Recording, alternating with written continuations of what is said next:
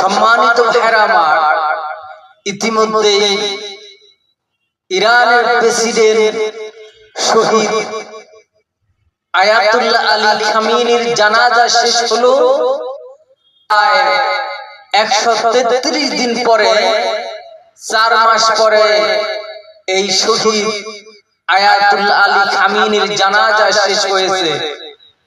আজকে দেখেন এই আয়াতুল্লাহ আলী খামেনির জানাজায় 50টি দেশের বেশি মানুষ অংশগ্রহণ করেছে। প্রায় 3 কোটি মানুষের সমাগম হয়েছে। বাংলাদেশ থেকে প্রতিনিধি গিয়েছে, বাংলাদেশের স্পিকারও সেখানে গিয়েছেন। আজকে এনসিবির নেতারা, আজকে জামাত ইসলামের নেতারা সেখানে গিয়েছে। জামাত ইসলামের প্রতিনিধি, বাংলাদেশের স্পিকার, এরকম অনেক মানুষ, বাংলাদেশ থেকে এমপি হানজালা সেখানে গিয়েছে। আপনারা দেখেছেন প্রায় 3 কোটি মানুষের সমাগম হয়েছে। 3 কোটি মানুষের সমাগম হয়েছে সেই শহীদ আয়াতুল্লাহ আলী খামেনির জানাজায়। 50টি দেশের বেশি মানুষ অংশগ্রহণ করেছে। আজকে দেখেন সেই আয়াতুল্লাহ আলী খামেনির জানাজা তার ছেলে পড়াবেন, এমন একটি ঘোষণা আসলো।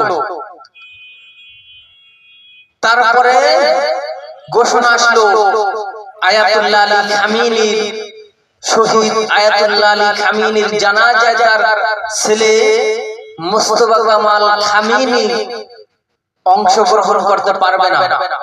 আজকে দেখেন যে যুদ্ধটা চলছে, যুদ্ধের ক্ষেত্রে যখন আয়াতুল্লাহ আলী খামেনির জানাজায় তার ছেলে মোস্তফা কামাল খামেনি যখন অংশগ্রহণ করত, জানাজা পড়াতো, সেই যুদ্ধ চলাকালে সেই সময়টা তাকে টার্গেট করত। হয়তোবা এই জন্য সেই শহীদ আয়াতুল্লাহ আলী খামেনির জানাজায় তার ছেলে মোস্তফা কামাল খামেনি অংশগ্রহণ করে নেই। আজকে দেখেন এই যুদ্ধের জন্য তিনি আসতে পারে না। আমরা চাই সমস্ত বিপদ থেকে আল্লাহ পাক যেন তার ছেলেকে মোস্তফা কামাল খামেনিকে কবুল করে নেয়, ইসলামের জন্য কবুল করে, দ্বীনের জন্য কবুল করে। বাবার মতো যেন ইসলামের প্রতিনিধি হয়ে কাজ করে আর ইসলামকে আগলিয়ে ধরে রাখে।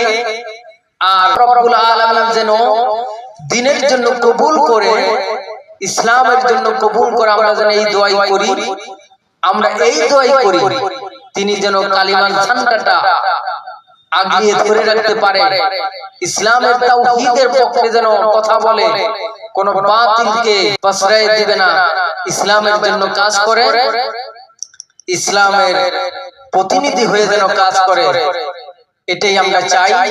ওয়াকির দাওয়ানা আনিল হামদুলিল্লাহি রাব্বিল আলামিন। আসসালামু আলাইকুম ওয়া রাহমাতুল্লাহি ওয়া বারাকাতুহু।